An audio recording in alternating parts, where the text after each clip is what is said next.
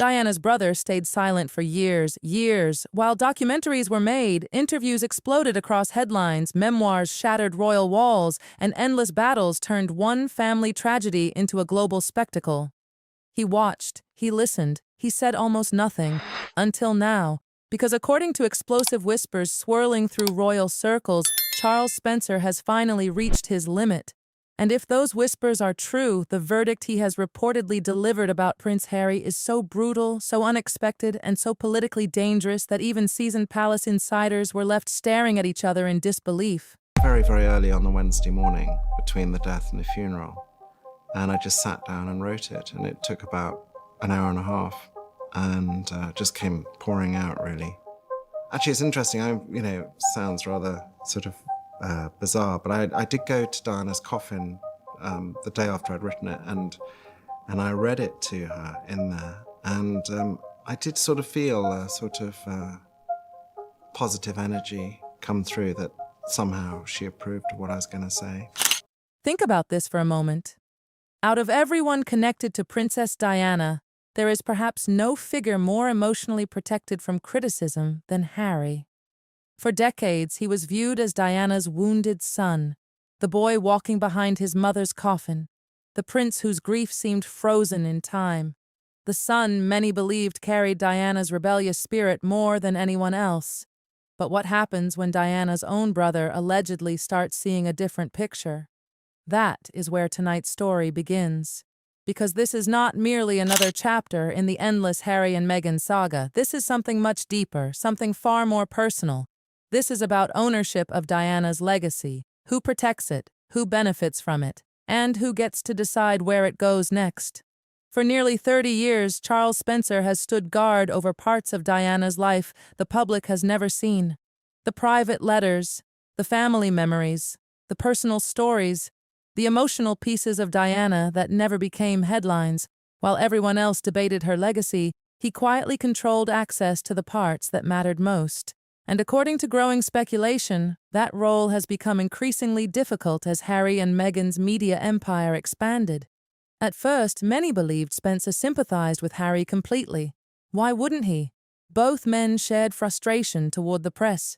Both carried painful memories connected to Diana's death.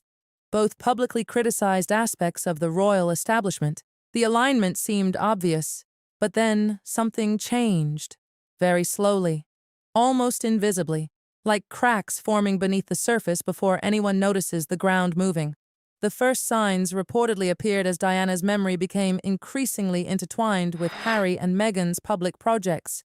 Every major documentary, every major interview, every emotional comparison, every reminder that Meghan's struggles somehow echoed Diana's experiences. Some viewers saw tribute, others saw branding, and somewhere in the middle sat Charles Spencer watching it all unfold. Because while millions saw headlines, Spencer reportedly saw something else entirely. A pattern, a familiar pattern, the kind of pattern that would make any protective brother deeply uncomfortable. The more Diana became central to commercial projects, the more questions reportedly began circulating inside aristocratic circles. Was her story being preserved, or was it being repackaged? Was her memory being honored, or was it becoming an asset? Those questions only grew louder after the Netflix years began. Suddenly, Diana's image was everywhere again. Her interviews, her suffering, her struggles, her conflict with the institution, her pain, again and again. And every time the audience returned to Diana, Harry and Meghan remained at the center of the story. That is where rumors suggest Spencer's patience started running dangerously thin.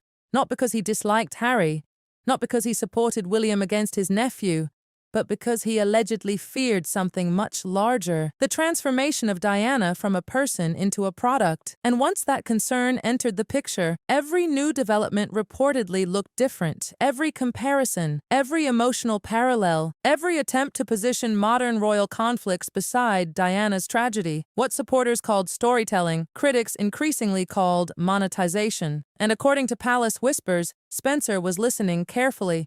Then came what some insiders now describe as the breaking point, a proposal, a conversation, a vision for future projects centered around Diana's life. The details remain heavily disputed, but one version of events keeps resurfacing from royal commentators that Spencer was presented with ideas involving deeper access to Diana's private world, not public Diana, private Diana, the Diana nobody else controlled, the Diana protected inside family archives, and suddenly the gatekeeper faced a decision: open the vault or slam it shut. The answer, according to those reports, was immediate. No, not maybe. Not later, no. And what happened next reportedly stunned people on both sides of the Atlantic, because the refusal was interpreted by many observers as something far bigger than a simple rejection.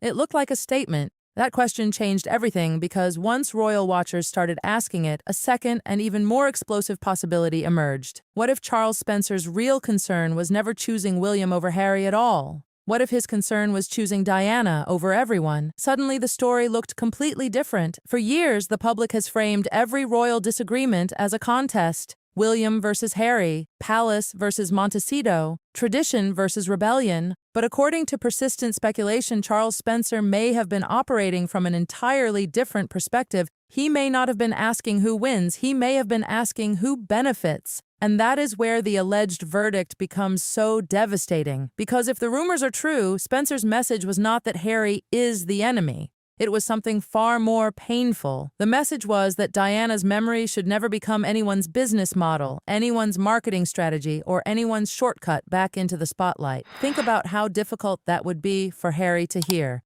This is not a distant historian discussing Diana. This is her son.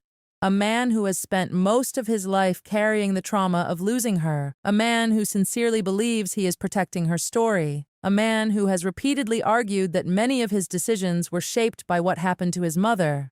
Now imagine being told that your efforts to preserve her legacy are being viewed by some people as something else entirely. That is the emotional earthquake sitting underneath this entire saga. And while nobody outside the family knows what private conversations have actually taken place, one thing has become impossible to ignore. The gap between William and Harry appears wider than ever, and increasingly, Diana's legacy sits directly in the middle of that divide. William rarely speaks publicly about his mother's memory. When he does, it is usually tied to charity work, mental health initiatives, homelessness projects, or causes she supported during her lifetime. Harry, meanwhile, has often spoken more openly, more emotionally, and more frequently about Diana's influence. Neither approach is necessarily right or wrong, but they are very different. And according to growing royal speculation, Charles Spencer may have become increasingly aligned with the quieter approach, not because it generates headlines, because it avoids them. That distinction matters, because the alleged harsh verdict was never really about one documentary, one interview, or one proposal. The deeper issue was what comes next. If one project gains access to private archives, what stops the next one? If one exception is made, where does the line get drawn afterward? How many pieces of Diana remain private? How much becomes public property? Those questions reportedly weigh heavily on the man who has spent decades protecting what remains unseen. And perhaps that explains why the silence finally ended, not with a dramatic television appearance, not with a press conference, not with a public attack, but with what many observers interpreted as a firm refusal to move an inch. In some ways, that may be the strongest statement Charles Spencer could ever make, because silence can be ignored, boundaries cannot. The irony is impossible to miss. Nearly 30 years ago, Charles Spencer stood before the world promising to protect Diana's sons. Today, according to the theories dominating royal discussion, he believes protecting Diana herself may require disappointing one of those sons. That is the tragedy at the center of this story. No matter which side people choose, nobody really wins. A brother protects a sister. A son protects a mother. Another son protects a memory. And somewhere between those competing forms of loyalty sits a legacy powerful enough to shake an entire monarchy decades after Diana's death. Which brings us to the final question. If Charles Spencer truly has ended years of silence, then perhaps his verdict was never directed at Harry alone. Perhaps it was directed at everyone who still sees Diana as a story to be sold rather than a life to be remembered. And if that is the case, the vault may remain closed for a very long time, because some people inherit money, some inherit titles, some inherit palaces. Charles Spencer inherited responsibility. And according to the speculation surrounding this latest royal storm, That is one inheritance he has absolutely no intention of surrendering.